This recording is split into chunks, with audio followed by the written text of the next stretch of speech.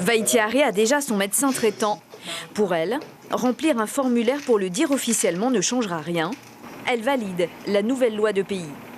C'est un bon principe parce que en fait, j'ai pas à courir, quoi. Je sais où est-ce que je dois aller dès que je suis malade et que le fait d'aller en fait dans les hôpitaux, on n'attend pas et puis de venir à un cabinet privé et avoir un médecin traitant, ça nous permet de mieux discuter avec notre médecin.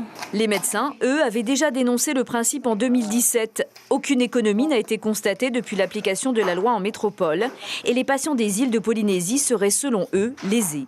On a fait du copier-coller avec ce qui existe en métropole. Or, la Polynésie française n'est pas la métropole. Donc, dès l'instant qu'un patient qui habite dans les îles, par exemple, viendra se faire soigner sur Tahiti, parce que beaucoup vivent la moitié du temps sur Tahiti, eh bien, à moins d'amener leur médecin traitant dans leur valise, ils vont payer 20% de plus, y compris les médicaments.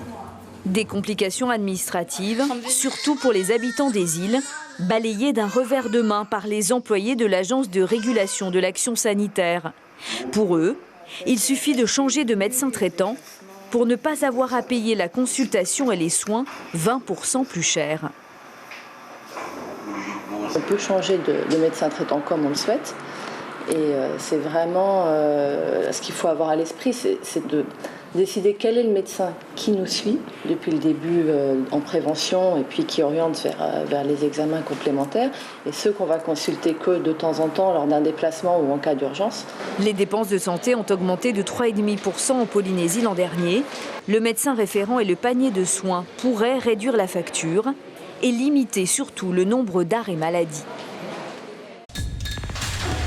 L'information en continu sur Polynésie la première, Internet et réseaux sociaux.